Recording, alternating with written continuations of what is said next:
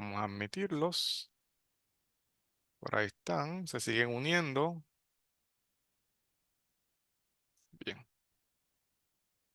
Bien, muy buenas noches tengan todos y bienvenidos a este primer conversatorio del Observatorio de Sociedad, Gobernanza y Políticas Públicas de la Pontificia Universidad Católica de Puerto Rico. Para nosotros es un placer tenerlos en la noche de hoy con este nuevo, ¿verdad? Inicio, ya a mitad de inicio del semestre académico, pero es un semestre académico que está obviamente corriendo con las diferentes actividades que hemos pautado del foro de Observatorio de Sociedad, Gobernanza y Políticas Públicas. En el mismo, en la noche de hoy, estaremos presentando tres de los ensayos incluidos en el libro Ensayos Básicos para la Gestión Pública Iberoamericana. Esta obra, que fue publicada en junio del 2024 por la editorial Democracia de Perú. Y la misma fue compilada por los licenciados Aldo Lorenzi y Cristian Cáceres de Perú, quienes están esta noche con nosotros. También se encuentra con nosotros el licenciado Lorenzi Bolaños, quien también fungió como editor de la obra. La misma cuenta con 13 ensayos desarrollados por autores de Perú, Argentina, Ecuador, Chile, Paraguay, España y Puerto Rico. O sea, una obra exquisita con estos diversos autores de los cuales estaremos disfrutando, ¿verdad? En la noche de hoy. Así que realmente para nosotros es un placer tenerlo. Así que bienvenido, licenciado Alberto. Bienvenidos, licenciada Yurela Yuncor. Para nosotros es un placer tenerlos aquí como parte de este conversatorio que tenemos en la noche de hoy. El doctor Hernán Vera, que es el director del Observatorio de Sociedad, Gobernanza y Políticas Públicas, y a su asistente ejecutiva, la doctora Jennifer Castellanos Barreto. Así que tenemos aquí un grupo interdisciplinario, Puerto Rico, tenemos Perú, tenemos Colombia y toda la gente que se ha unido a nivel internacional de Puerto Rico también. Así que, ¿qué más ni menos que para empezar? Para mí es un placer, ¿verdad?, presentar a cada uno de los ponentes que están aquí. Así que voy a comenzar con el licenciado Aldo Lorenzi Bolaño. Está por ahí el licenciado. ¿Verdad que sí? Sí, qué Saludos, gusto. licenciado. Gracias. Saludos a toda la audiencia. Muy bien, licenciado Aldo Lorenzi, fundador del Foro Democracia de Profesión, abogado, escritor, analista internacional y columnista, autor del libro Una coalición por Lima, del trabajo compilatorio Partidos Políticos, radiografía de su rol en las democracias de Iberoamérica, realizada con especialistas de diversos países. Su investigación la basa en los partidos políticos, sistemas de representación, democracia y en participación ciudadana. Expresidente de la Comisión de Derecho Civil de la Sociedad Peruana del Derecho, miembro del Centro de Estudios Jurídicos Tomás Moro. Actualmente colabora con artículos divulgativos para diferentes medios del Diario de la Prensa de Argentina, Diario del Progreso y el periódico digital en Perú.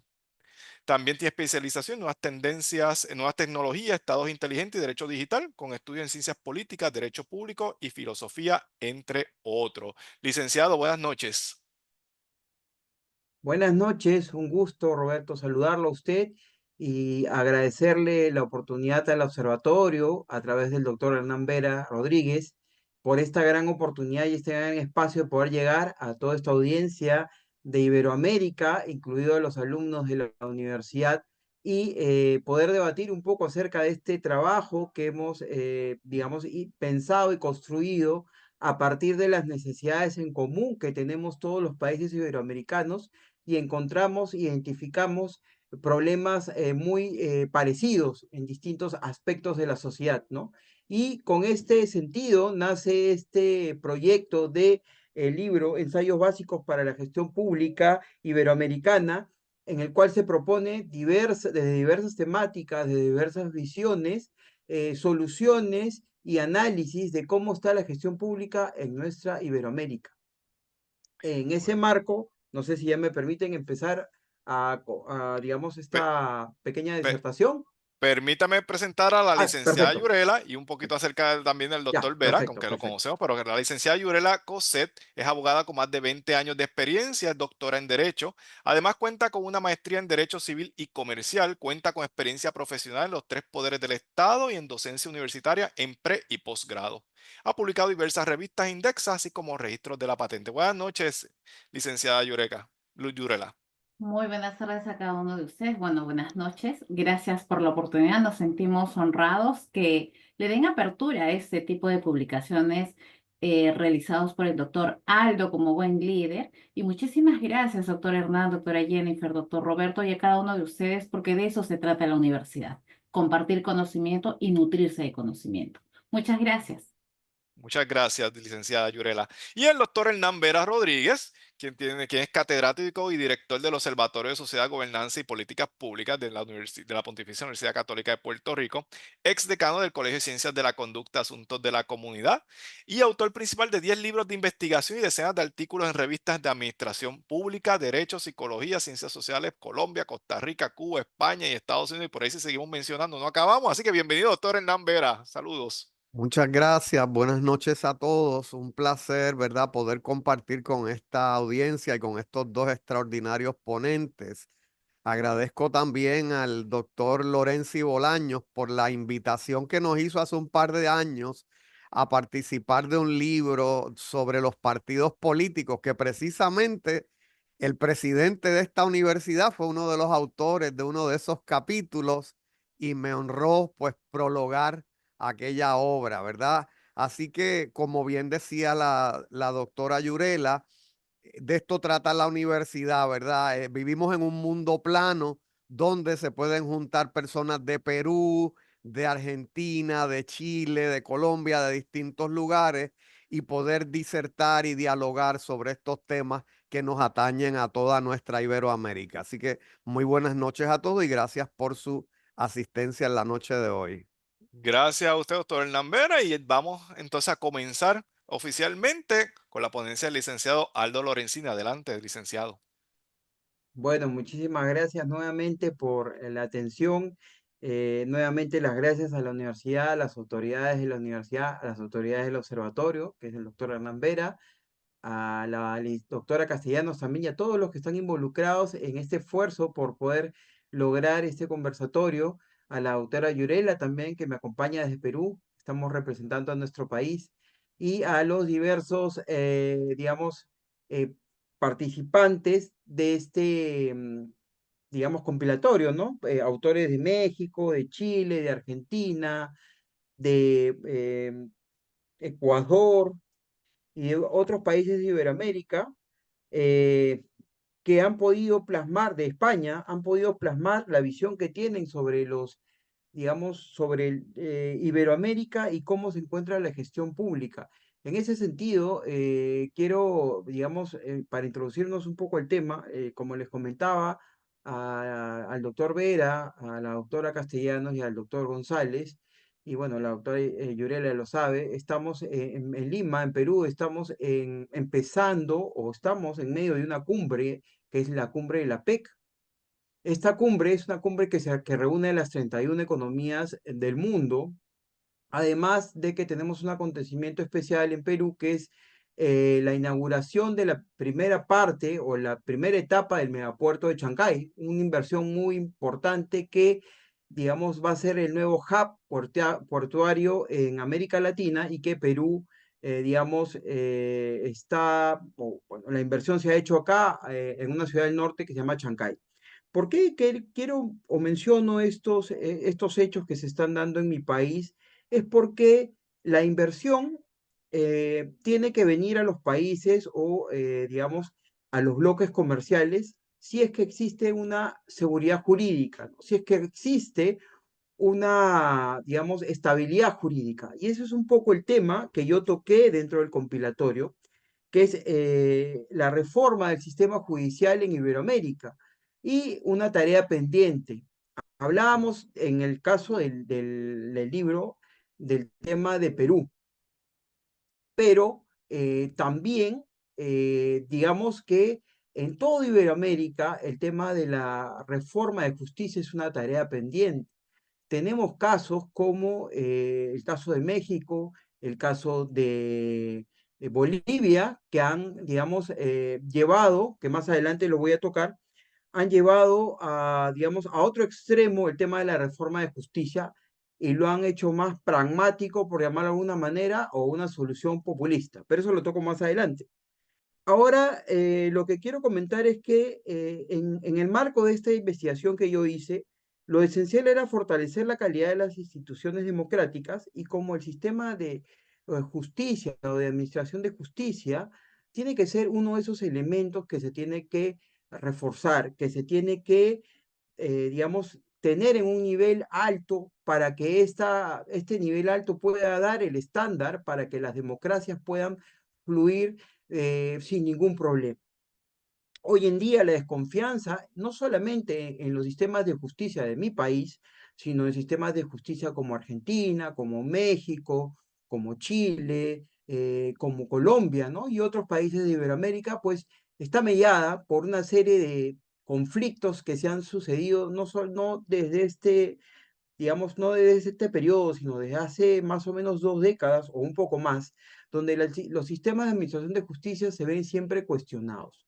Entonces, es importante entender que los sistemas de reforma de justicia no lo va a hacer, digamos, el presidente de la República, ni tampoco el poder legislativo a través de una ley, sino lo tiene que hacer todo un planeamiento o todo un sistema que se tiene que realizar de manera paulatina. Aquí en Perú, por ejemplo, el tema de la reforma de justicia es algo que se toca mucho en las campañas políticas y los políticos hablan acerca de la corrupción y las reformas que tienen que hacer. Sin embargo, no solamente creo que aquí en Perú, sino en América Latina, el querer reformar el sistema de administración de justicia es cambiar 2 o 3 personas y con eso ya consideran, digamos, los operadores políticos que ya están haciendo la reforma de justicia. Y eso no es así. Para hacer una real reforma de un sistema de administración de justicia se tiene que ir desde la estructura. Eh, Analizando un poco las constituciones políticas, donde son las cartas magnas, donde podemos tener, digamos, las directrices o las líneas maestras para poder, digamos, esbozar o hacer las reformas que necesita nuestro sistema de administración de justicia, tenemos, digamos, directivas y lineamientos claros. Sin embargo, las administraciones, a través de los mecanismos burocráticos, hasta ahora no logran hacer reformas reales de sistemas de justicia.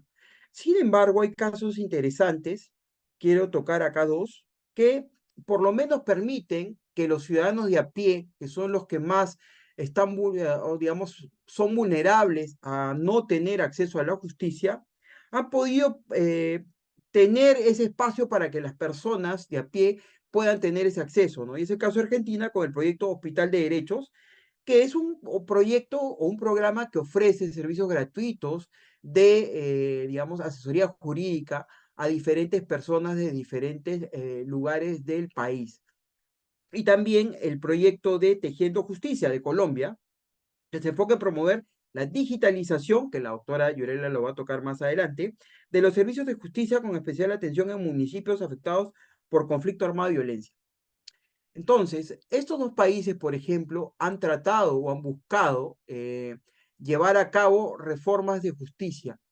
Esperemos que en el tiempo estas dos reformas, que no necesariamente fue cambiar personas, sino fue, digamos, implementar programas de acceso a la justicia para más personas, tengan resultados positivos.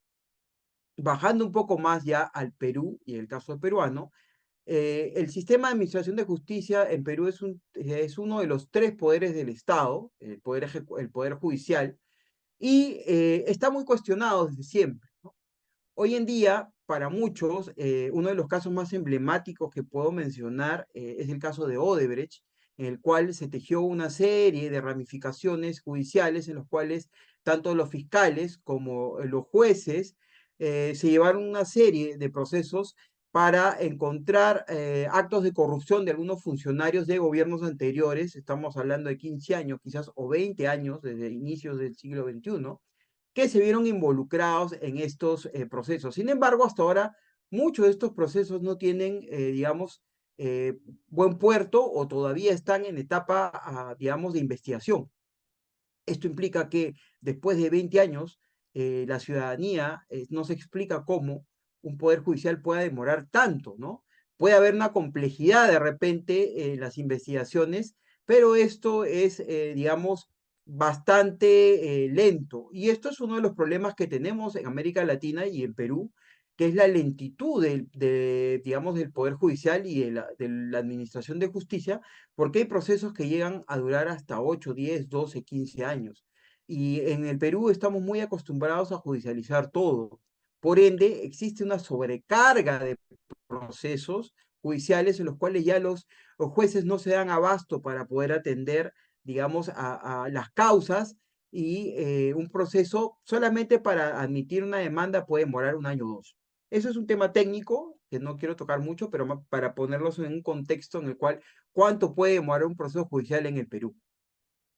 Por ende, la ciudadanía desconfía mucho de los poderes o de los juzgados del Poder Judicial y el sistema en general de justicia, porque recordemos que el sistema de administración de justicia no solamente tiene como elemento, digamos, los juzgados o la fiscalía en el Perú, sino también, por ejemplo, tiene el sistema penitenciario, porque muchos de estos casos también hoy en día, con el tema de la inseguridad ciudadana que está muy fuerte en Iberoamérica, en Perú, en Ecuador, en Chile y en otros países, pues no hay sentenciados, sino por el contrario, las leyes penales son mal aplicadas en Perú.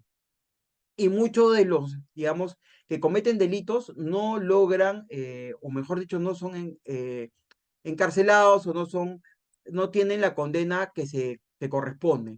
Entonces, esto también ha generado cierta controversia y cierta desconfianza y un rechazo absoluto de la población a los sistemas de administración de justicia.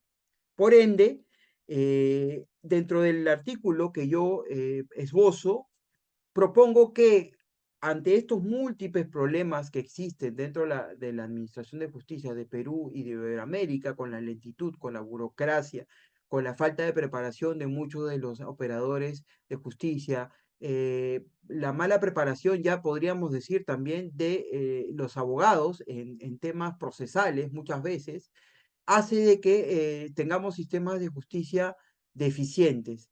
Por ende, lo que se tiene que hacer es buscar un sistema integrativo.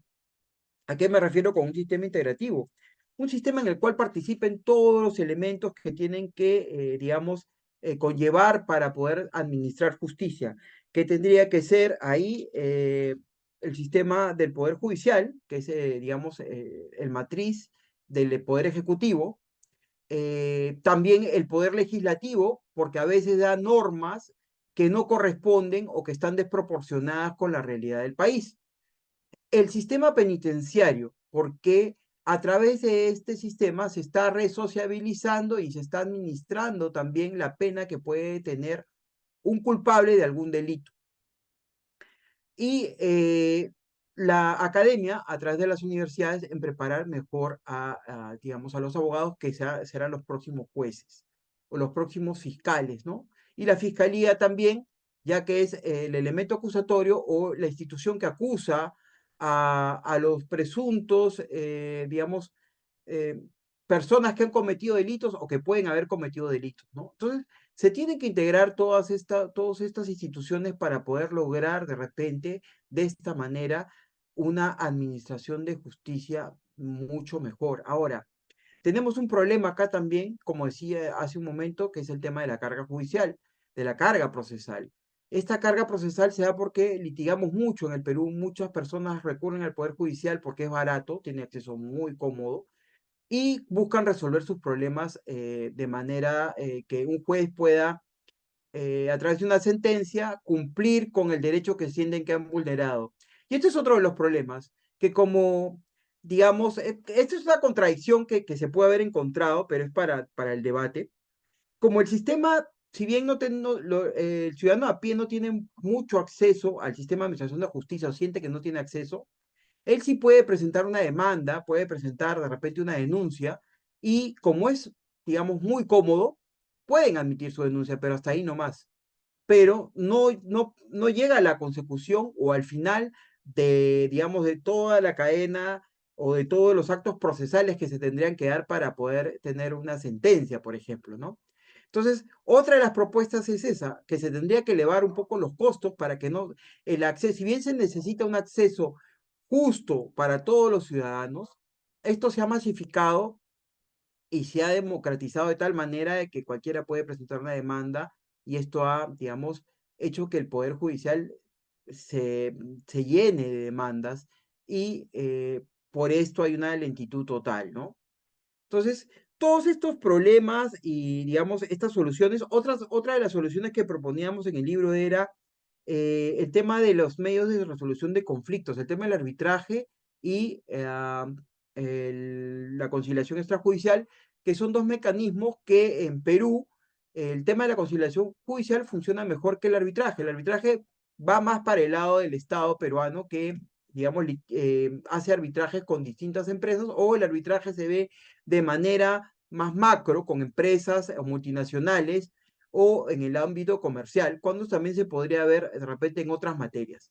Entonces, un poco acercándonos digamos, a lo que se necesita para reformar los sistemas de administración de justicia, tenemos que ver todos estos extremos que he mencionado para poder garantizarle al ciudadano que hay una verdadera administración de justicia. Y lo otro es que, como dije al inicio, las inversiones para Iberoamérica pueden venir. Sin embargo, tenemos que asegurar que los que vienen a tener inversiones a este lado digamos, estos países, pues tengan una administración de justicia estable.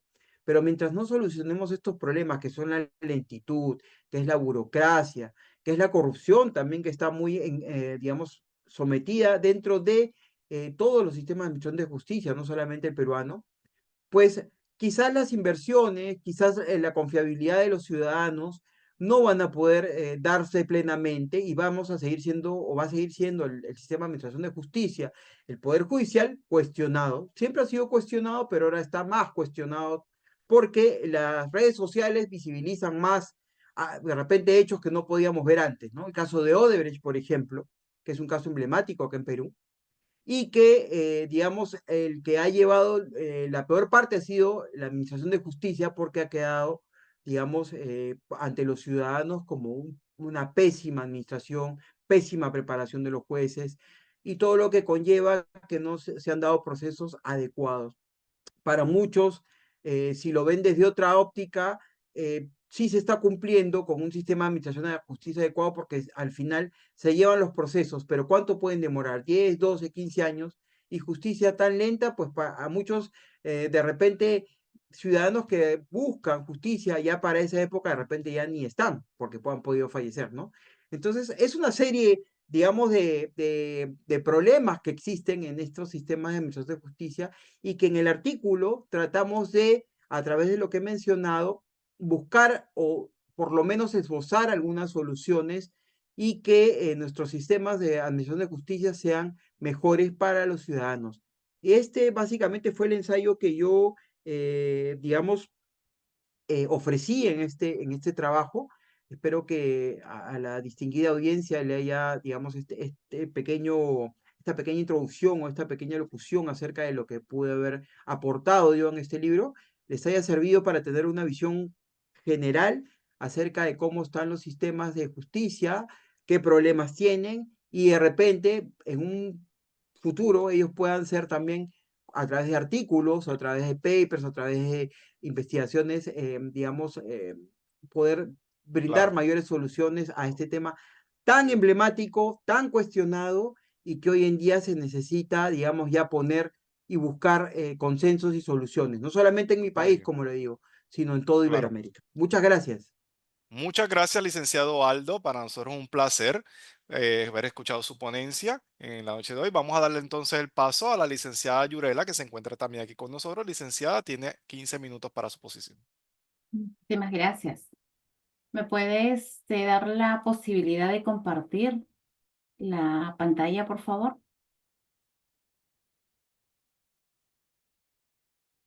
Le Bien, acabo de dar el permiso. perfecto. Muchas gracias. Bien, reitero mi agradecimiento, nuestro agradecimiento en realidad de nosotros como autores peruanos preocupados en la gestión pública. Hablábamos hace tiempo con el doctor Aldo Lorenzi que es necesario tener estos espacios y justamente hablar de la problemática. En este caso voy a abordar lo que es el gobierno digital en el Perú. Si nosotros hacemos una breve génesis de desde dónde se inicia la globalización en el Perú, obviamente no solamente en el Perú, sino es un efecto y un fenómeno a nivel mundial, ¿no? Sin embargo, nos hemos podido dar cuenta recién de la existencia de este gobierno digital en la pandemia. El COVID ha sido prácticamente la brecha que nos faltaba descubrir, que nos faltaba de repente realizar un estudio más concienzudo de lo que hemos avanzado en gobierno digital y qué es lo que nos faltaba. En ese sentido, por ejemplo, tuvimos a razón de la pandemia, primero, lo que ahorita tenemos, la virtualidad. Podernos comunicar desde Puerto Rico, Panamá, Estados Unidos, Argentina, etcétera, en una plataforma que ya existía. De igual forma, fue un punto de partida de impulso a ese gobierno digital en pandemia porque tuvimos la telemedicina, los exámenes de los funcionarios virtuales, la aceptación y desaceptación, la implementación de las clases virtuales, la implementación del teletrabajo, que muchas veces no entendíamos y pensábamos que nos íbamos a relajar en pandemia. Miren, la ignorancia es tan atrevida, ¿por qué? Porque no conocíamos de esto.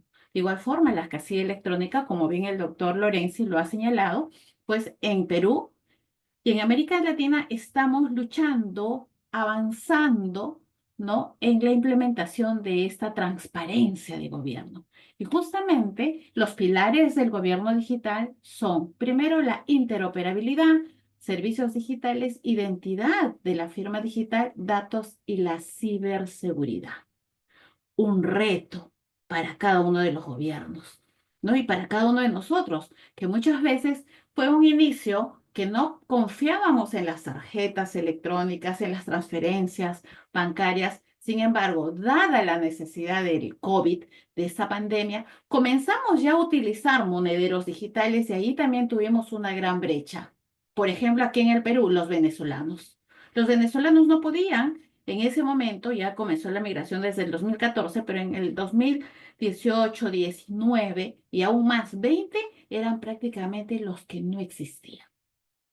Un gran reto para el Estado. Recién este año 2024, en los aplicativos que nosotros tenemos, hay la opción, por ejemplo, de poder aperturar una cuenta bancaria o un monedero digital, sea Yape, por ejemplo, usamos acá, Plin, etcétera, para que ellos puedan tener el acceso a las transferencias o pagos inmediatos o sencillos por el celular. Miren, increíblemente, recién este 2024, la Superintendencia de Banca y Seguros ha emitido un dispositivo coaccionando prácticamente a las entidades bancarias para que den apertura a estas personas, porque si no, en el Perú existe un fenómeno del gota a gota. ¿Qué significa? Colombianos que vienen, ¿no? Y de pronto comienzan a cobrar con altos intereses estos préstamos. Muy bien, para reducir el tiempo. Esos pilares, como bien ya lo he señalado, ¿no? La interoperabilidad, que quiere decir que todas las instituciones del Perú, sean públicas y privadas, estemos interconectadas y que tengamos la información en el momento, en tiempo real. La identidad digital, obviamente que esto es un nacer, ¿no? Que te permite estar electrónicamente conectado. Por ejemplo, justamente nos reíamos con el doctor Hernán, doctor Roberto y doctora Jennifer, ¿no? Que al momento de, doctora, ingrese, no podía ingresar. Miren, nosotros somos personas de alguna forma un poquito eh, ilustradas en temas de tecnología. No somos millennium como ustedes. Sin embargo, a pesar de ello, tenemos cierta dificultad. ¿Se imaginan aquellas personas que no existen? Porque cuando estuvimos en pandemia, no sé si ustedes recuerdan, simplemente si no tenías una laptop o un dispositivo, un smartphone, no existías, ¿no? Son retos que ustedes, señores, y a nosotros también, gracias a Dios, podemos escribir, podemos manifestarnos respecto a esta problemática. De igual forma, los servicios digitales. Si no tienes tu smartphone, pues los trámites en línea no puedes hacerlo, ¿no? Muchos abogados en el Perú, afuera de la Corte Suprema, de la Corte Superior, etcétera, te tramitaban documentos en su máquina de escribir o en su computadorita. Sin embargo, ahora, yo felicito, por ejemplo, a Costa Rica. que esta implementación de gobierno digital lo tienen ya desde años atrás, aproximadamente 2010. Y aquí hacen especie de una capacitación no solamente a los funcionarios, sino también al abogado de a pie, al abogado litigante. No solamente el acompañamiento es electrónico, sino psicológico, porque uno se frustra, mis estimados estudiantes, mis futuros colegas, nuestros futuros colegas. No se frustra. Cuando no te sale, yo siempre digo, ¿cómo una máquina me va a ganar? Algunas veces nos gana, pero evito, ¿no? De igual forma, la ciberdelincuencia. Aquí en el Perú, y creo que es a nivel de América Latina, y demás países emergentes, ¿no? Tenemos un gran fenómeno y un gran reto, la ciberdelincuencia, la suplantación, el phishing, etcétera, ¿no? Que los gobiernos no podemos aún estar adelantados, así como otros retos, por ejemplo, el ciberdelito, etcétera. Entonces, hay retos y hay mucho por escribir respecto a ello, porque mientras nosotros estamos implementando estas políticas de gobierno, pues por otro lado, aquellos ingenieros llevados por el MARIC juntamente con abogados van de repente teniendo cabida para hacer cosas negativas e ilícitas. La evolución del gobierno digital en el Perú, para no cansarlos. Comienza desde el 2002, desde el 2000 hasta el 2022, por ejemplo, tenemos los lineamientos generales. Aquí marca la diferencia una declaración de Florianópolis 2000, que justamente señala que el desarrollo y la cooperación internacional en el siglo XXI es la función de todas las tecnologías de información en un contexto de una economía mundial basada en el saber. Y justamente al inicio de mi ponencia, pues hablé de la globalización. En el año 2000 a 2002, se le da gran importancia a la transparencia, que a muchos de los políticos no les gusta, ¿no? Porque el gobierno digital es hablar de transparencia. Sin embargo, ¿no? A muchos no les gusta porque tienes que transparentar cuánto tienes de ingreso, tu remuneración, capacidad de gasto, etcétera. Y justamente ahí hablamos de gestión pública. De igual forma, en el 2001 tenemos el proyecto Huascarán, donde el Minedu comienza a ser, el Ministerio de Educación comienza a ser mejores en la calidad educativa, tanto en la población rural como en la población urbana. En ese sentido, muy bien, Jesús, gracias por intervenir, ¿no? Un gran ejemplo es el PR, ya nos explicará cuando de repente ya tengamos la rueda de preguntas y obviamente, cómo no, hacer especie de un derecho comparado. En el año 2002, por ejemplo, ya tenemos una ley, la 23786, Ley de Transparencia y el Acceso de Información Pública, el principio de publicidad. En el año 2003 ya se crea una comisión donde ya se da visos para poder establecer la primera oficina de correo electrónico e informática, ¿no? En el año 2003 al 2004 ya comienza también la interacción del Estado con aquellas empresas que quieren contratar con el Estado.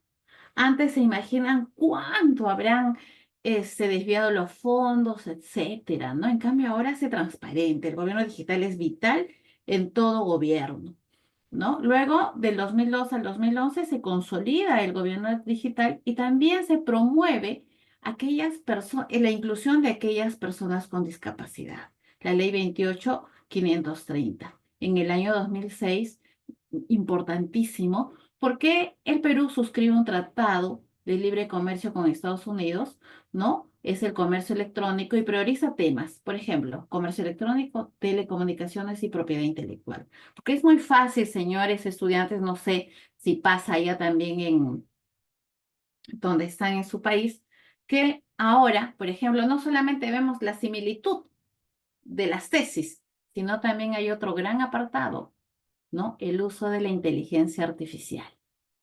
Gran reto, que nosotros muchas veces dejamos una tarea y los jóvenes ya están, wow, qué rapidez, ni yo. Entonces también es un gran reto y ahí también tenemos que cuidar lo que es la inteligencia artificial ligada a la propiedad intelectual, ¿no? Finalmente, vamos avanzando, ¿no? En el año 2011, el relator de Expresiones y Libertad de los Derechos Humanos, Frank La RUE señala, el Internet se ha convertido en un instrumento clave para la participación democrática y el ejercicio de un rango de derechos humanos. Por lo tanto, Frank, la RUE refiere que es importante asegurar el acceso universal, a Internet.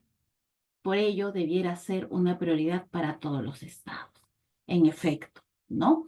En el año 2007, en el Perú se crea un programa, dice, una laptop para cada niño, ¿no? Un nuevo modelo de enseñanza. De igual forma, en el año 2008 ya comenzamos con la interoperabilidad y aquí también ahorita, como dijo el doctor Lorenzi, estamos con la visita de varios países, ¿no? Que están en el Foro de Cooperación Económica de Asia-Pacífico, ¿no? Ellos firman un memorándum de entendimiento para establecer como plan maestro el gobierno electrónico. Año 2010 ya tenemos la red dorsal que nos da internet a todas las zonas rurales y urbanas. En el año 2011 hay una prueba piloto, no sé cómo será el sufragio en Puerto Rico, pero solamente fue una prueba piloto aquí en el Perú, en Cañete, ¿no? El voto electrónico, ¿no? Y finalmente, en el año 2012 ya se comienza a hablar un poquito más de lo que es gobierno electrónico. Tenemos un proyecto de inclusión, el Yachaywasi, que justamente aborda las zonas de los valles de los ríos Apurímac, Ene y Mantaro, donde cabe precisar que esta zona está gobernada por narcoterroristas. Sin embargo, el Estado se atreve a hacer esta inclusión. De igual forma, le sigue el Ministerio de Salud, que georreferencia, ¿no? Los hospitales y centros de salud en el Perú. Uno ingresa a la computadora y dice, a ver, quiero irme a una zona rural, ¿qué hospitales hay? De igual forma, la RENIEC es un registro nacional de identidad y estado civil, ya tenemos los nacidos vivos. El Ministerio de Salud nace un niño, expide un certificado e interconecta para que este niño tenga los derechos, las vacunas, los programas sociales. A la fecha se han programado capacitaciones, se han firmado, también se han suscrito con más de 70 instituciones con el Estado este certificado digital para que validen la firma, para evitar ese trámite burocrático, ¿no? Incluyendo el Poder Judicial, la firma de los asistentes, de los jueces, ¿no? Ya es digital y se viene capacitando a más de 457 telecentros, ¿bien? Ya tenemos un portal de transparencia y aquí vemos de repente otros proyectos relacionados, ¿no? La implementación de infraestructura de datos espaciales, la historia clínica electrónica, que estamos en ello, el repositorio digital, justamente para las tesis, para saber la vida de cada uno de nosotros, por ejemplo, en la Superintendencia Nacional de Educación Superior, SUNEDU, ¿no? Ahí se reportan las tesis. Luego telesalud en zonas de frontera y a la vez se promueve un despliegue del DNI electrónico que dicho sea de paso no todos tienen. Yo recién, después de pandemia, gracias a Dios tuve la oportunidad de tener un DNI electrónico. Si vemos la tipología del gobierno electrónico, tenemos los cuatro, que por ejemplo es gobierno a gobierno. Si hablamos de gobierno a gobierno, tenemos pues el gobierno y su interconexión con quienes, con los del mismo gobierno. De igual forma, con las instituciones del Estado, quiere decir. Gobierno-empresa, ¿no? Brindar por medio de las TICs el servicio público y de información dirigido a empresas, para que las empresas también concursen, ¿no? Sean medianas, pequeñas, incluso al momento de dar un servicio al Estado, ¿no? Por ejemplo, como consultorio tengo que ir al órgano de supervisión de contrataciones con el Estado. Gobierno a ciudadano, ¿no? Se ofrece estas plataformas del Estado donde uno puede tener desde un cambio de DNI o modificación, nacido vivo, etcétera, ¿no? Ofrecer servicios, ¿no? Al ciudadano. Y finalmente, gobierno a empleados, servir, ¿no? Tenemos esta institución que es la ley, tiene una ley de servicio civil, Ahí se ve la meritocracia, hay un diagnóstico de conocimientos, una capacidad de funcionarios públicos y mejora ello. Aquí me atreví a hacer especie de un comparativo, ¿no? Con los países de alguna forma desarrollados, ¿no? Que ya han desarrollado lo que es el gobierno electrónico. Tenemos España, que dicho sea de paso, en cada uno de ellos han replanteado su estrategia para la implementación del gobierno electrónico. Por ejemplo, aquí tienen en España una plataforma clave, ¿no? Donde ofrece también la variedad de servicios públicos de manera virtual. En Francia, desde el 2022, justamente a razón de pandemia, ¿no? Se reestructura todo ello, se fortalece ese vínculo ciudadanía-Estado y se tiene este portal French Connect, ¿no? En Italia también asegura un pago digital, una interacción entre el Estado y justamente el ciudadano. Hay un programa digital al 2026. En Latinoamérica, en Brasil, los avances jurídicos encontramos, por ejemplo, la Ley General de Protección de Datos. En Argentina, tenemos la creación del portal web. Aquí han avanzado harto. Sin embargo, también las zonas alejadas marcan una brecha que se tiene que cubrir. En Bolivia es incipiente la adopción de este mecanismo, pero vamos avanzando, ¿no? En el Perú, como bien ya lo señalé, se han implementado el Decreto Supremo 06/2020 del Sistema Nacional de Transformación Digital a razón de la pandemia, porque todo ha cambiado, y de igual forma la Política Nacional de Transformación al 2030. La implementación, como bien el doctor Lorenzi lo ha señalado, tenemos el expediente judicial electrónico que ayuda bastante y transparenta los procesos judiciales. Luego Perú Educa, Aprendo en Casa, la RENIEC, que ya podemos hacer cantidad de trámites relacionados a nuestro estado civil, a nuestro duplicado de DNI. El Ministerio de Economía y Finanzas, ahí nosotros podemos ver la capacidad de gasto que tienen los gobiernos, y el SINOE es obviamente relacionado con el expediente digital, que es el Sistema Nacional Electrónico. Finalmente, para concluir, estimados colegas, bueno, tenemos un pool de profesionales, psicólogos, porque ciencias sociales, como el doctor Hernán nos señaló. Sin embargo, puedo concluir, estimados colegas y estudiantes, que la implementación del gobierno digital en los países subdesarrollados depende de la voluntad política concordante con el principio de transparencia. Ello conlleva a un presupuesto. Si no hay voluntad política, imposible tener presupuesto.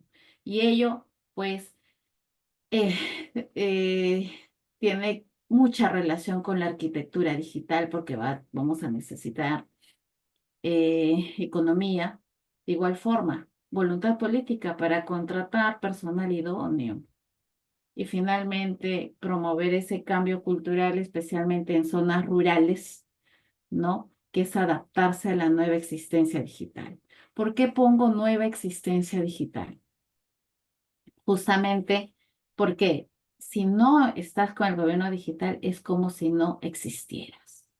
Hay un gran reto para nosotros como ciudadanos, tener un voto responsable, ¿no? Y si llegamos al poder, estimados estudiantes, futuros colegas, ser transparentes. Muchísimas gracias.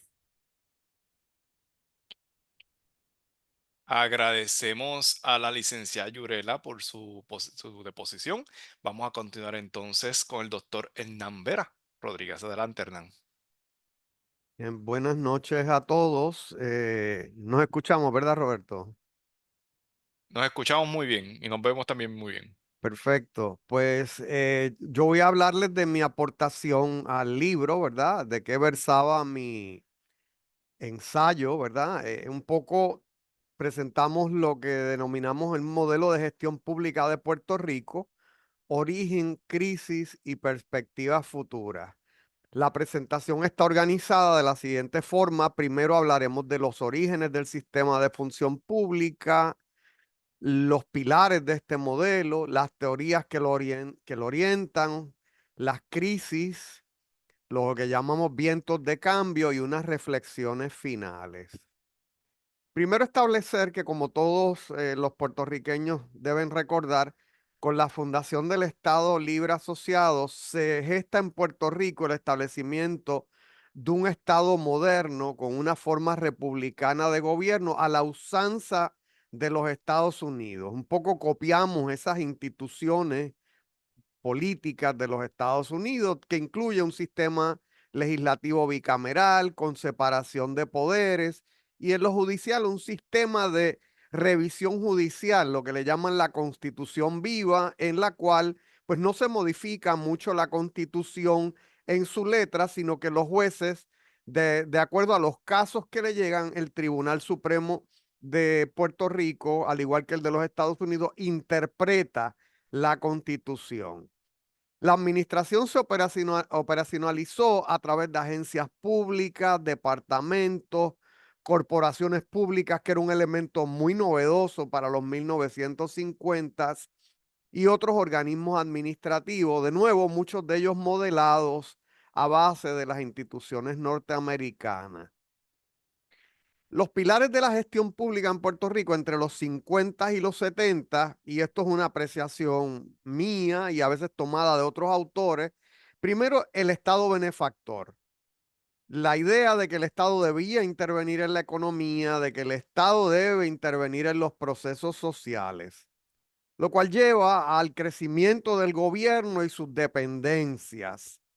Surge también la legislación laboral, las relaciones industriales, las regulaciones, etcétera. Otro elemento, otro pilar de este sistema de gestión pública es el desarrollo de una tecnoburocracia. En Puerto Rico se implanta a partir de 1945 un sistema de mérito que era en aquel momento un sistema ejemplar, un sistema que incluso países como República Dominicana y Costa Rica modelan su sistema de función pública en el modelo puertorriqueño. Y ese sistema de función pública estaba acompañado de un segmento más o menos esbelto de una alta dirección política de las agencias, la cual cambiaba según cambiaban los gobiernos en el país. También otro de los pilares es un potente modelo de crecimiento económico, el cual se establece, recordaremos, a la luz de lo que denominamos el proyecto de operación manos a la obra, que se basaba en proveer exenciones contributivas y valor añadido a las industrias manufactureras de los Estados Unidos continentales. Le salía muy rentable a las organizaciones norteamericanas el establecer sus operaciones en Puerto Rico porque tenían una exención contributiva local y una exención contributiva una vez repatriaban sus ganancias hacia los Estados Unidos continentales. ¿Cuáles son las llamadas teorías en uso, verdad? ¿Qué teorías inspiran ese modelo de gestión pública de Puerto Rico? Primero, elementos del modelo burocrático, elementos del modelo weberiano. También elementos del modelo gerencialista de Fayol, de Ford. Interesantemente, la teoría del desarrollo, que es una teoría que nos venía de la economía en los 1950, donde decía que si un país pobre o un país en desarrollo se pareaba con un país desarrollado, iba a causar eso un impulso en el país en vías de desarrollo que iba a provocar que su economía avanzara a niveles parecidos al de las economías ya desarrolladas. Y mucho más recientemente, las ideas neoliberales, las ideas de reinvención del gobierno, las ideas de que el gobierno hay que hacerle un gobierno empresarial, de que la empresa privada hace las cosas mejor que el gobierno y que debemos modelar los procesos gubernamentales a la luz de lo que hacen las grandes empresas y organismos privados. Desde 1968 para acá se establece lo que yo denomino la crisis. Fíjense qué interesante, lo que fue bueno para la democracia, y eso es algo, licenciado Aldo, que vemos en el libro de los partidos políticos, que a veces lo que ha sido bueno para la democracia, esa pluralidad de intereses en la democracia, no necesariamente ha sido bueno para el sistema de gestión pública. Sí que en Puerto Rico, a partir del 1968, surge un sistema bipartidista que se convierte, a mi entender, a partir del 2020 en un sistema multipartidista, cosa que acabamos de ver en las elecciones de noviembre. ¿Cuáles son las consecuencias de eso? Dificultades para lograr consensos legislativos, problemas de continuidad en la implantación de políticas y seguimiento de esas políticas públicas, sustitución del mérito por la afiliación política como criterio de selección de recursos humanos, porque como cambia el gobierno, pues el partido le tiene que dar oportunidad a sus personas leales. La descentralización desordenada del sistema de recursos humanos, la ampliación del sistema de confianza, aquel sistema esbelto de dirección política de las agencias se amplía. Nombramiento de empleados temporeros y por contrato para burlar el sistema de mérito porque hay que adelantar las causas políticas y la eliminación incluso de sistemas de exámenes estandarizados para la selección de los empleados y se sustituye eso por un sistema de presentación de hojas de vida o de resumés.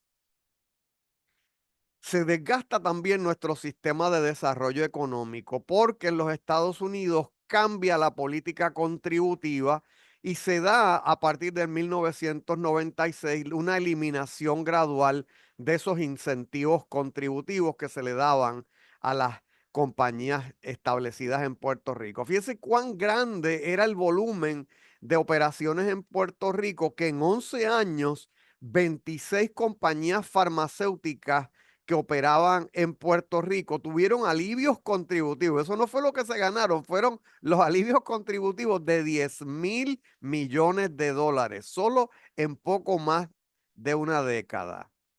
También en Puerto Rico, pues no ha causado daño la crisis de la deuda. Puerto Rico en algún momento se cree un país rico y comenzamos a emitir mucha deuda pública sin fuentes de repago y en ocasiones para pagar gastos recurrentes, para pagar nóminas de empleados, para pagar gastos de día a día. La deuda llega a ascender hasta 70,000 millones de dólares y causa que el gobierno de Estados Unidos nombre una junta de supervisión fiscal en el 2009, la cual tiene poderes sobre la política económica y fiscal de Puerto Rico y que todavía tiene injerencia en nuestro sistema. Para paliar esa crisis, ya desde cuando va surgiendo la crisis, se establecen unas ideas neoliberales. Por ejemplo, la Ley 7 del 2009, que muchos recordarán, que provoca el despido de miles de empleados públicos, cambios en los sistemas de jubilación, porque el sistema de jubilación tradicional comienza a quebrar y entonces hay que aumentar la edad para cualificar, hay que aumentar los años de servicio, cambia el sistema de un sistema de reparto a un sistema de cuentas individuales o de aportaciones definidas. Se comienza a dar la privatización de servicios esenciales, se comienza a dar el cierre y la consolidación de agencias gubernamentales, lo cual no necesariamente es malo, pero hay que ver cuáles dejamos abiertas y cuáles no. Y fíjense que entre el 2013 y el 2023 hubo una reducción de cerca de 60,000 empleados públicos. Algunos porque se retiraron, otros porque perdieron sus empleos, otros porque emigraron. Así que en Puerto Rico persiste esa idea de que existe un gigantismo gubernamental y realmente hay que mirar eso con una lupa para ver si verdaderamente nuestro gobierno sigue gigante. Vientos de cambio. Pues como han traído los compañeros en sus presentaciones, existe un clamor popular por una mayor participación y fiscalización ciudadana, porque el público ha entendido que llegamos a la quiebra del Estado precisamente porque los políticos y las personas que llegaban al poder gastaban como si el dinero fuera de ellos. Surge también una prensa más activa, más investigadora, más fiscalizadora y de forma multimodal, que lo trajo también la doctora Yurela en el caso de Perú.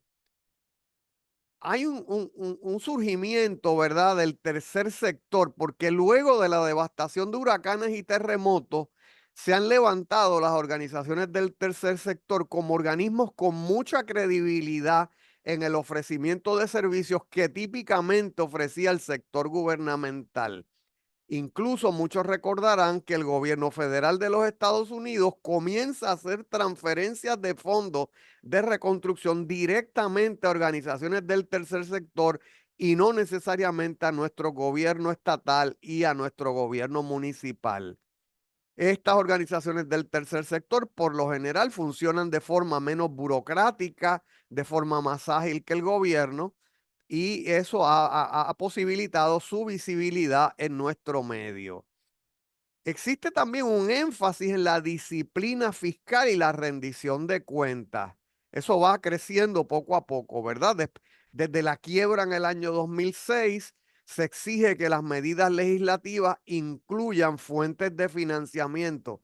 Hay preguntas que la gente no se hacía antes. ¿De dónde va a salir el dinero para financiar ese proyecto legislativo que usted está sometiendo? Pues esas son preguntas que la gente, la prensa, los ciudadanos han incluido en la discusión pública.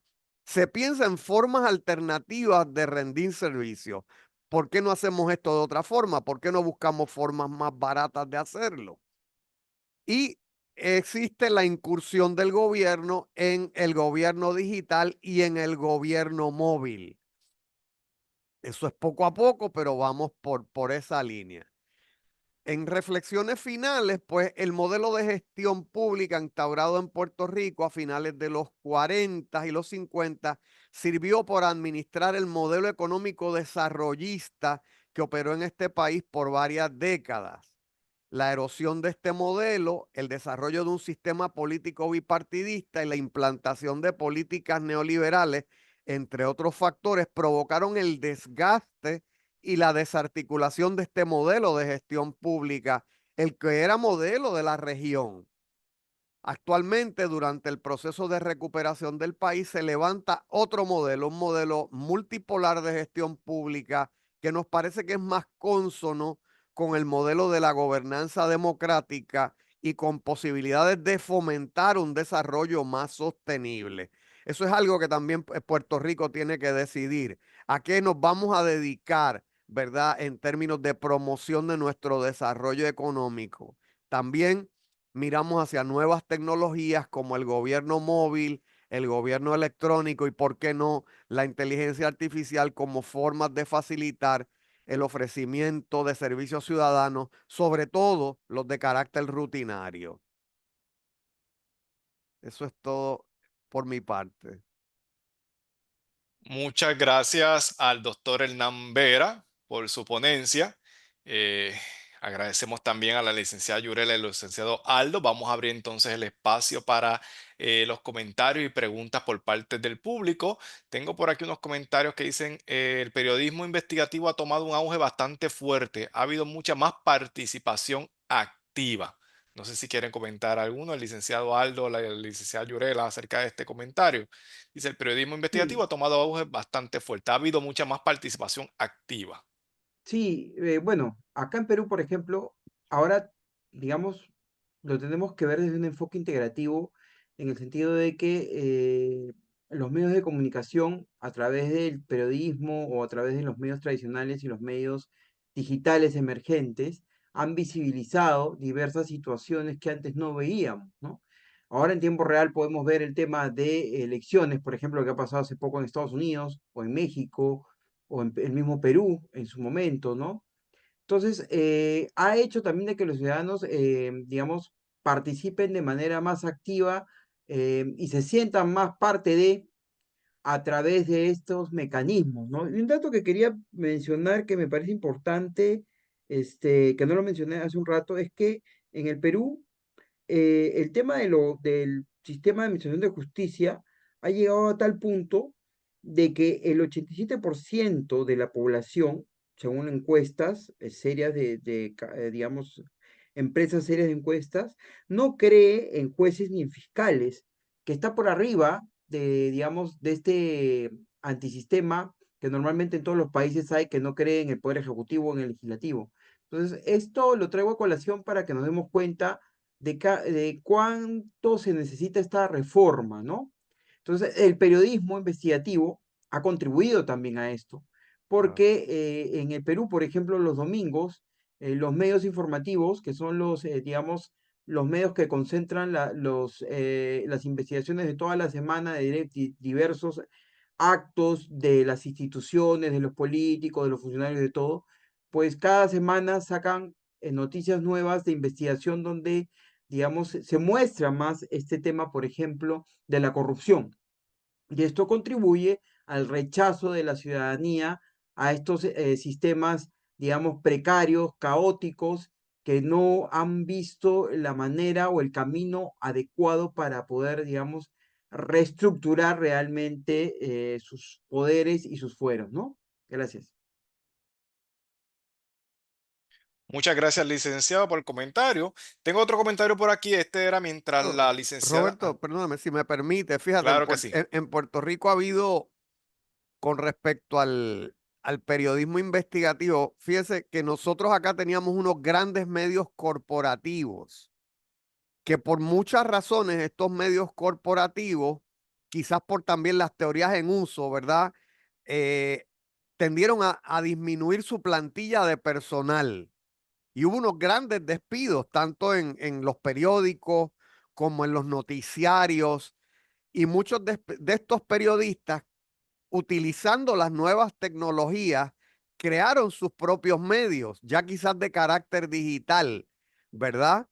Y entonces existe una multiplicidad de medios que en tiempo real le llevan la noticia y sus investigaciones a los ciudadanos fuera de líneas editoriales, porque ya no tienes que pasar por un editor. Ya tú quieres hacer una investigación, tienes los medios para hacerlo, tienes tu medio digital, pues llevas a cabo la investigación si la puedes hacer, ¿verdad?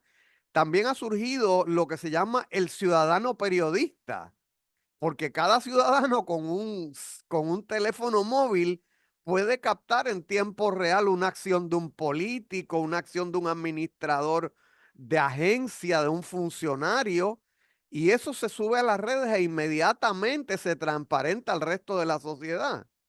Así que, ¿verdad? Es un poder que antes no existía y por eso decía, ¿verdad? Que es una prensa no solo investigativa, sino multimodal, porque la tienes por escrito, la tienes en televisión, la tienes en las redes sociales y la tienes en múltiples formatos. Muchas gracias, doctor Hernán Vera. La licenciada Yurela. Estaba buscando la manita para levantar la mano, pero creo que soy coanfitriona. Bien, hablando de la prensa. Es importante señalar, como bien señala Ibis, ¿no? Que hay un auge de medios independientes. Y es cierto, por ejemplo, en el Perú tenemos un medio que es en YouTube, es La Encerrona, es quien dio la alerta, por ejemplo, de los Rolex de nuestra presidenta. Sin Mm. embargo, también tenemos que considerar que la prensa es un cuarto poder, ¿no? Como bien señala el doctor Lorenzi, estamos siempre a la expectativa de algunos medios sobrevivientes, porque justamente a este joven de la Encerrona, Marcos Cifuentes, lo amenazaron directamente, ¿no? El ministro del Interior, toda vez que según él estaba tergiversando las noticias. Hay que tener mucho cuidado también con la prensa, porque lastimosamente no hay profesionales éticos que llevan la voz del pueblo, la realidad. Sin embargo, el hecho que usted señala, doctor Hernán, ¿no? El ciudadano que haga noticia es un pilar importante en la transparencia de toda esta información. Muchas gracias. Muchas gracias a la licenciada Yurela. Dice por aquí, tengo otros comentarios que dicen, se dice que los medios tradicionales van en declive. ¿Consideran que el ciudadano periodista hará o tendrá más influencia en las acciones de gobierno? ¿Alguno de ustedes quiere comentar o responder? Yo creo que los grandes medios siguen teniendo su organización, siguen teniendo su forma de vida, ¿ves? Este, ya no son lo que eran antes, enfrentan a veces y a veces recogen incluso lo que el ciudadano periodista o lo que los medios independientes van generando, pero siguen teniendo una gran fuerza por lo menos en Puerto Rico todavía los veo vigentes. Bueno, en el caso peruano también, ¿no? O sea, definitivamente hay corporaciones de medios que son fuertes y siempre van a tener sus espacios.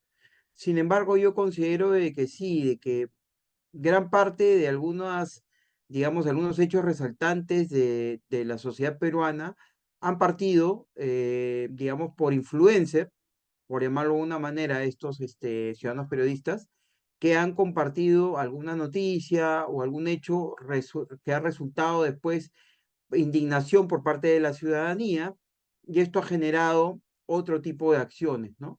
Entonces, yo creo que van a tener poco a poco, conforme vaya avanzando la tecnología, cada día más, si bien no van a perder su espacio los medios corporativos tradicionales, va a haber un espacio donde la población, donde el ciudadano a pie va a confiar de repente más en estos medios, digamos, pequeños, estos emprendedores de la comunicación, que van a quizás transparentar más la información, porque ustedes saben que el periodismo, digamos, tiene una serie de elementos y uno se prepara para ser periodista, pero cuando hablamos de un periodista que lo hace por afición, pues quizás pueda transparentar más algunas noticias, ¿no? Entonces, va a haber seguramente y va a crecer esta ola y más allá de esto, porque la tecnología lo está permitiendo hoy en día y seguramente más adelante. Hoy estamos conectados todos en esta sala y esto no se podía hacer antes, ¿no? ¿Qué vendrá más adelante?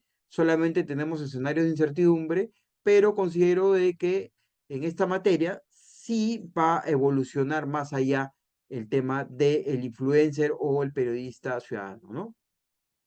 Sin embargo, también hay que tener mucho cuidado con las noticias falsas, ¿no? Los fake news, ¿no? Que también es otro límite muy impercibible, pero también que de alguna forma influencia en nuestra sociedad. Es por eso que siempre les recomendamos a los estudiantes nutrirse, leer bien para no dejarnos sorprender, porque muchas veces también vamos al otro lado de los influencers, que los influencers muchas veces a mí me pagan, porque soy influencer, ¿no? Tengo mucha apertura e influencia en el público. Sin embargo, la noticia o el producto que promociono no es bueno. Entonces, justamente ahí tenemos que leer, interesarnos más en el tema y especialmente buscar noticias oficiales, investigaciones oficiales, ¿no? Como bien señalan ustedes, estamos, sí, el ciudadano de pie, pero también el ciudadano de a pie puede jugarse comercialmente, ¿no?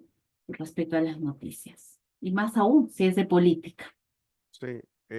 Acá recordaremos, Roberto, que se habla de unas figuras que los partidos políticos subvencionan, que le llaman los comunicadores. Así que son estas personas que están, ¿verdad? No se ha probado, pero se dice que los partidos políticos financian para que estén constantemente generando opinión pública en las redes.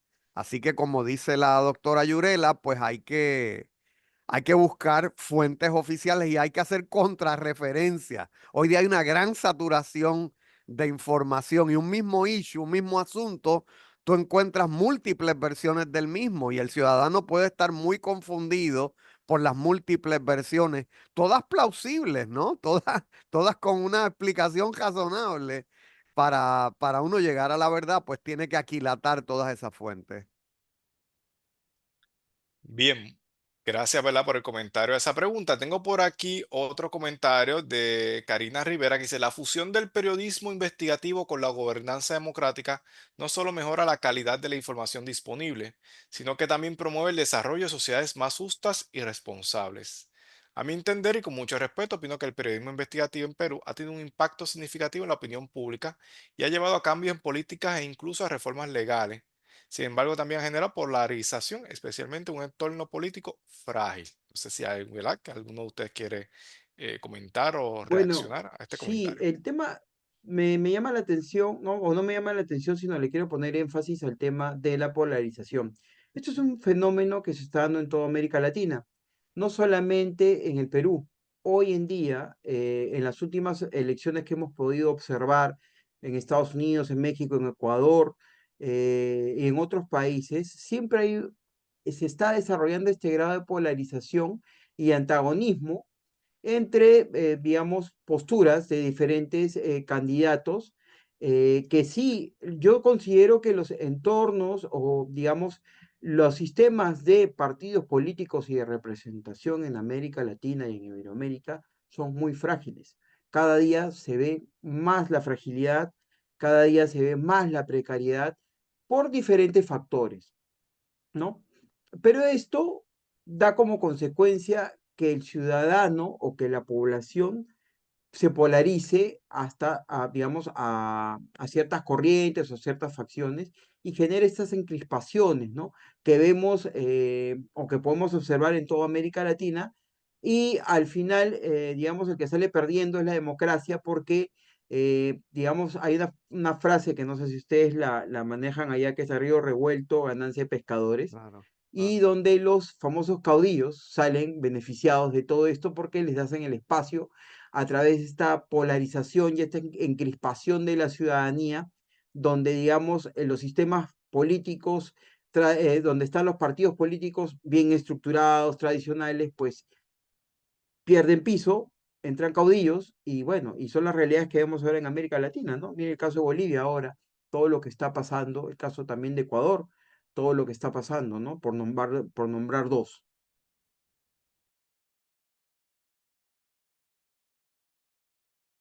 ¿Alguien más desea reaccionar? Mm. Ok. Dice por aquí también también otro comentario, dice, los famosos podcasts son una herramienta que ha ayudado a destapar temas de interés sociales que quizás grandes medios no pudiesen cubrir. También logran dar a entender de una forma más clara el tema que se habla. Por lo menos a mí ha sido una herramienta esencial para entender muchos temas que desconocía. Yo creo que la licenciada Yurela ahí, que es Mm. experta en esta área, puede reaccionar sobre los podcasts. Son herramientas, señala es Jesús, ¿no? Que Sí, nos Jesús, Mm. ayudan correcto. a destapar temas de intereses sociales. En efecto, ¿no? No solamente los podcasts, ¿no? Sino en realidad cualquier tipo de uso de herramienta digital, ¿no? Los TICs. Sin embargo, como he señalado, y coordino con Karina, ¿no? Que también, y con las demás intervenciones, ¿no? Que ahora el periodismo ha dado una vuelta, otra cara a la moneda, ¿no? No solamente los que estudian periodismo pueden hacer noticias, sino también el ciudadano. Sin embargo, estos podcasts, sí, en efecto, tienen mayor llegada, especialmente a ustedes los jóvenes. Nosotros un poquito más clásicos, todavía seguimos leyendo o escuchando el YouTube, ¿no? Viendo, en cambio, los podcasts, luego el Instagram y, por ejemplo, Facebook ya es pasado de moda, ¿no? Entonces, vamos evolucionando, sin embargo, no tenemos que perder el profesionalismo. Tanto psicólogos pueden hacer noticias, abogados, periodistas, enfermeros, médicos, ¿no? En Puerto Rico y en Perú es casi lo mismo, son una realidad muy cercana, pero desde la arista que nosotros podemos hacer un comentario, una apreciación, nunca debemos descuidar y dejar de lado la ética. ¿No? La ética, que es un pilar importante, y dicho sea de paso, y soy docente universitario ya hace bastante tiempo, de la currícula, ¿no? Muy pocas universidades tienen esa asignatura, ¿no? Ética y relación, por ejemplo, con la psicología, con el derecho, etcétera, que se debe estudiar en el primer ciclo y en el último ciclo para no perder el sendero. Por ende, si hacemos podcast o usamos cualquier tipo de redes sociales para difundir algún conocimiento, y especialmente en este ámbito que es tan de repente delicado, ¿no? Gestión pública, hablar algo de la política, hay que tener mucho profesionalismo, certeza, porque algún día cuando tengamos la oportunidad de acceder a un puesto, sea a nivel nacional, internacional, público, privado, siempre nos va a decir, pero si usted opinó a favor de tal partido, usted sube en contra de tal, de la globalización, y siempre nos van a buscar y lastimosamente ello queda grabado, ¿no? Queda grabado. Antes podíamos decir lo que querramos, podríamos cambiarnos de partido, de religión y nuestra vida también pudo haber sido desordenada, pero con este principio de transparencia estamos a la vista no solamente de nuestros colegas ni de nuestra nación, sino a nivel mundial. Googleenme como creo que aquí también es, y aprovecho de repente, mi estimado licenciado Roberto, si es que me lo permite, hay una pregunta de Belisa en relación a Va. cuáles cree que son los mayores desafíos. Aunque no crean, el trato igualitario, los derechos humanos y fundamentales aún es un reto, ¿no? Primero, los refugiados, ¿no? En las Olimpiadas hemos visto que los refugiados hubo, ¿no? En las Olimpiadas, en los Juegos Panamericanos, etcétera, más bien les han dado espacio a estos países refugiados. La inmigración, en todos los países hay migración, sin embargo son tratados de distinta forma. Y como bien lo señalo, no puede haber una cuenta bancaria, la apertura rápida de los estados a la apertura de una cuenta bancaria. Por ende, otros malos entes aprovechan de esto y les cobran intereses, mucho más, bueno, en verdad cometen usura. De igual forma, hay trata de personas, ¿no? Entre esclavitud, entre otros fenómenos que aún no salimos de esa evolución histórica tanto de derechos humanos, ¿no? Y menos de derechos fundamentales. Entonces, es un gran reto y en el Perú, justamente, ello, ¿no? El narcoterrorismo, etcétera, y también la falta de valores porque se ha visto pues que muchas veces ahora, no sé si cómo será en Puerto Rico, que por ejemplo allá se denomina la sugar daddy, ¿no? Hay también, ¿no? Y también para las chicas, ¿no? También tenemos pues algunos fenómenos nuevos que querramos o no, va contra la ética de las personas, ¿no? Y es por eso que señalo que es importantísimo, ¿no? Dejar de todas estas defectos sociales que podemos advertir porque vamos a seguir siempre en una esclavitud y nunca vamos a evolucionar en otra generación, que es el respeto de los derechos humanos. Y aún más con el tema digital, que si no estás dentro del marco de... Ninguno de ustedes podría estudiar si no tiene, por ejemplo, la red dorsal, el acceso a Internet, que justamente ya se está considerando como derechos humanos. Muchísimas gracias. Muchísimas gracias, licenciada. Tengo por aquí el doctor Joel Vélez Colón nos comenta, saludos, ciertamente este evento es un ejemplo excelente de educación internacional. ¿Qué destrezas o contenidos deben ser fomentados a través del currículo de formación universitaria en administración pública para la cooperación internacional efectiva, específicamente al interior de la TAM? Yo creo que, por ejemplo, Roberto, y gracias, Joel, y quiero reconocer que Joel, nuestro director de Relaciones Internacionales, fue una de las personas que posibilitó este encuentro, porque fue la persona que nos presentó al licenciado Lorenzi y a este servidor. Así que gracias, Joel, por siempre estar pendiente a estas posibles alianzas.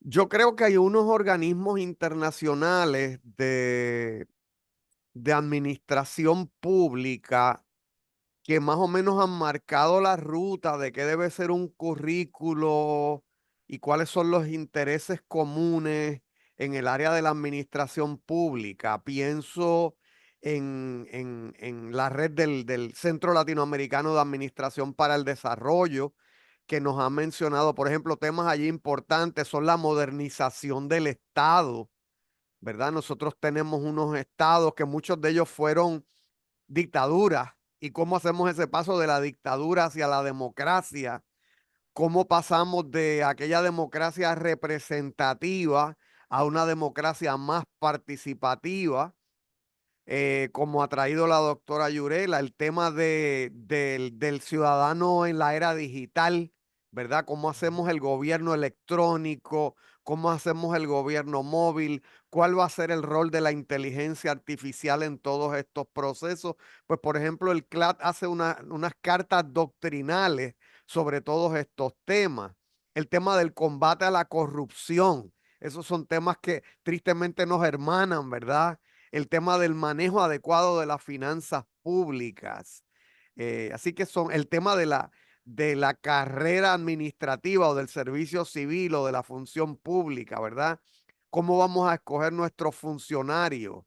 Eh, ¿Cuál va a ser la relación entre los distintos niveles de gobierno? Gobierno estatal, central, condal, municipal, ¿verdad? Así que hay una serie de elementos ahí que desde una óptica latinoamericana e iberoamericana, pues podemos desarrollar esos currículos, ¿verdad? Así que el CLAT es una organización, la red INPAE es otra de las redes, así que hay varios organismos que han marcado un poco la ruta de lo que debe ser un currículo en gestión pública, en administración pública en América Latina.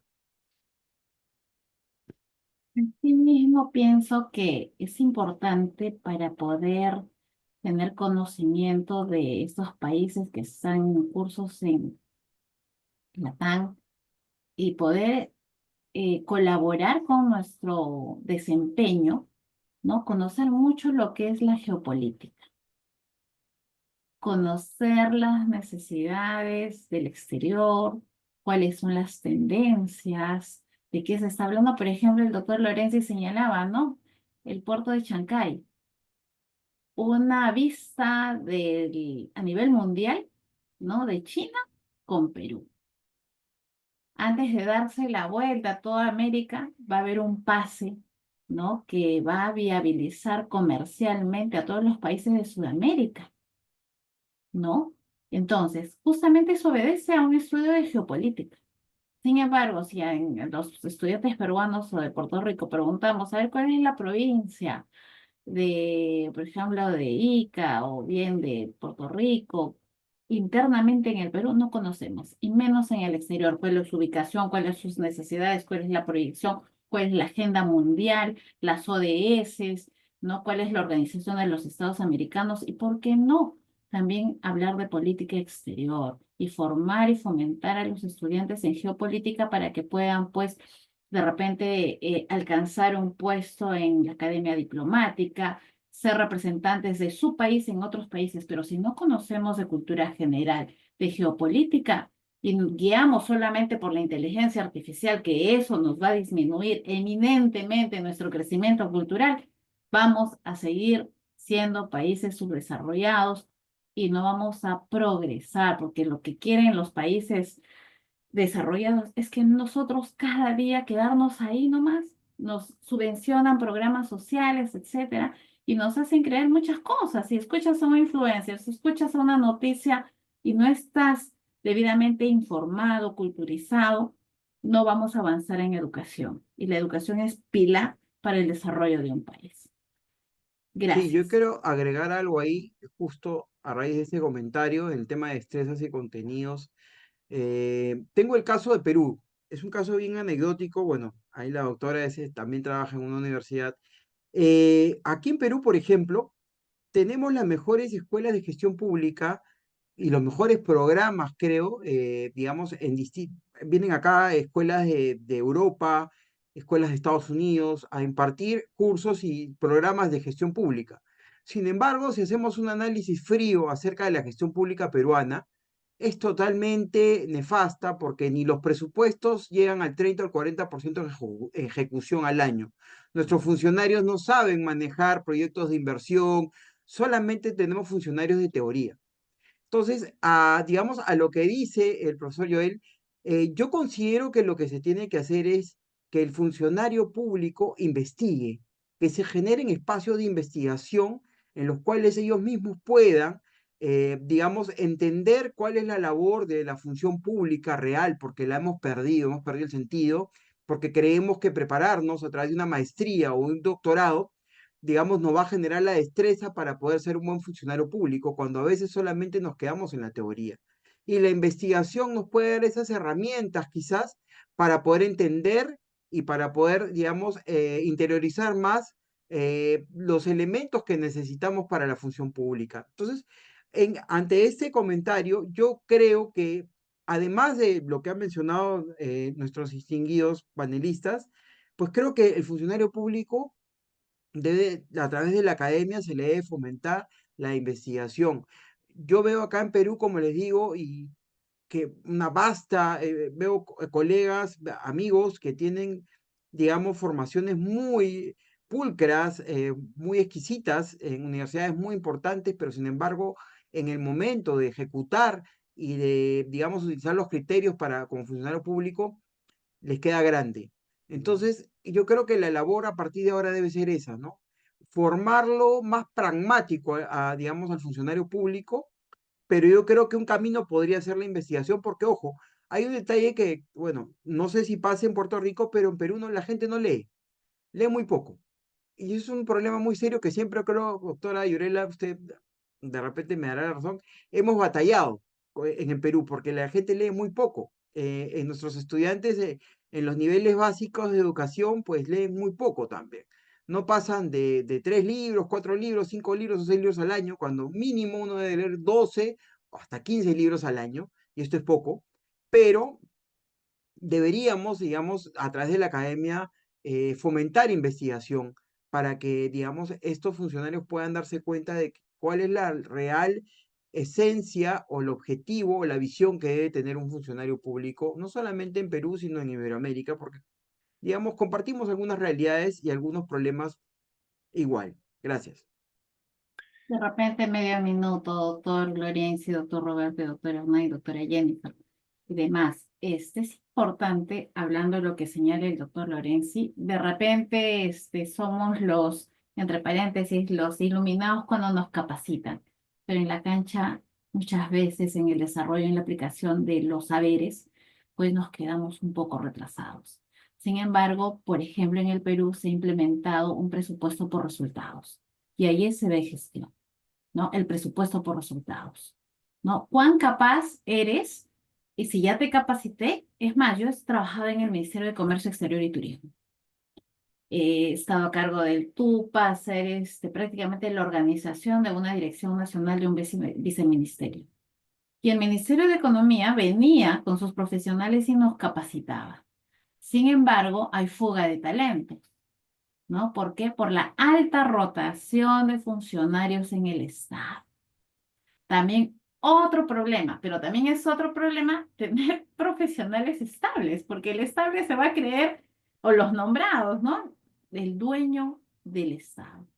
Sin embargo, vuelvo a repetir, en la currícula debe implementarse todo lo que ustedes han señalado, especialmente el tema ético. La meritocracia debe ser por un tema ético, ¿no? Así googlear, a ver, ¿qué problemas hubo? ¿Es buena madre, mala madre? Está en el REDAN, ahí, por ejemplo, el registro de deudores morosos, ¿no? Y quieran o no, esa transparencia juega un rol muy importante. Y disculpen que tome de referencia, pues, China. ¿No? China, entre paréntesis, son comunistas, totalitaristas, pero ahí juega un rol muy importante la meritocracia y especialmente no solamente buscan tu vida, sino tu entorno familiar. Algún día llegaremos a ello para hacer una verdadera gestión pública, porque el doctor Aldo Lorenzi, pues, señala que sí, en efecto, nos capacitan y nos capacitan, pero al momento de aplicar muchas veces llamamos a mi vecino, a mi amigo, para que pueda ser gerente, etcétera, ¿no? Como bien, y disculpen la vulgaridad, es como si la presidenta ya ha cambiado como 6 o 7 gabinetes. Es como para irse a jugar una pichanguita, se llama en Perú, ¿no? Un partido de fútbol. Vamos con mis ministros. Disculpen, pero el Perú ni ningún otro país está para eso, ¿no? Tenemos que hacer una gestión pública seria, una gestión pública técnica, y eso es lo que nos falta. Y justamente estos espacios sirven para que los jóvenes escuchen, se concienticen que en nuestras manos, ¿no? Y por eso estoy en docencia universitaria en pre y en posgrado, ¿no? En nuestras manos de repente está la idea, la aspiración de querer hacer cambiar al Perú y también a Puerto Rico y demás, ¿no? Esa es la única aspiración y sueño de repente que tenemos nosotros como profesionales y docentes universitarios. Gracias. Agradecemos a la licenciada y al licenciado Aldo también por sus comentarios.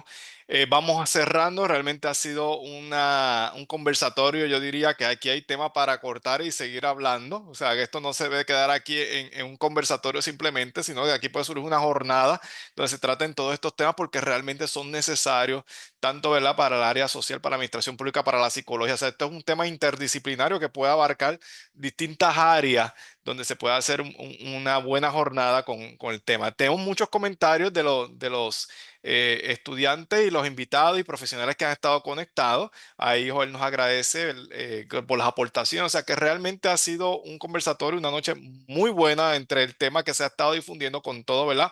Lo que se ha discutido.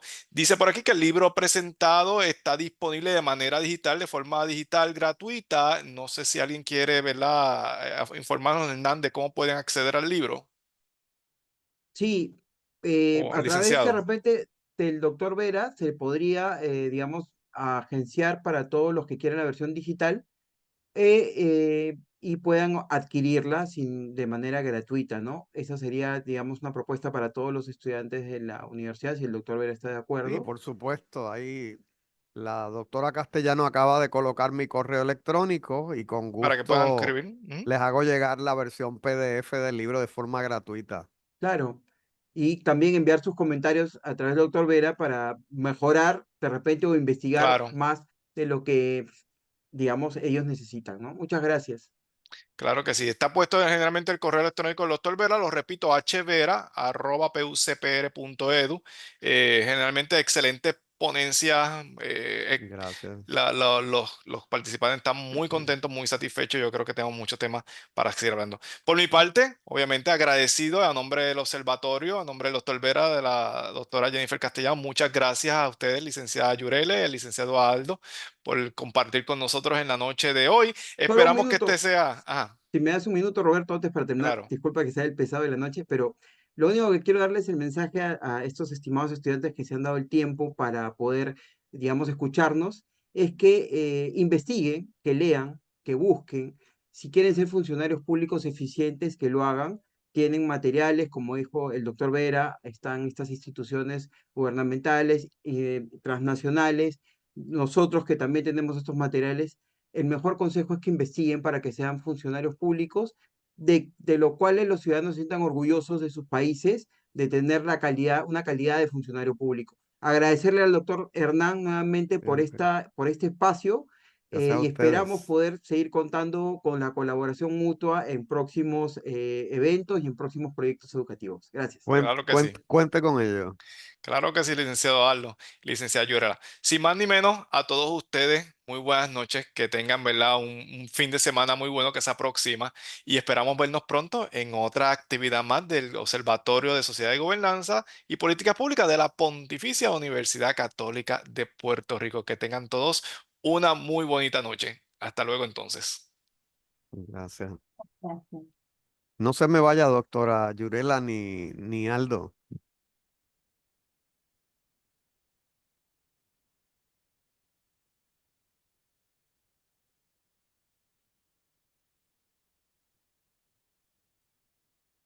Yo creo que pueden detener la grabación. Ay, sí, sí, sí, sí.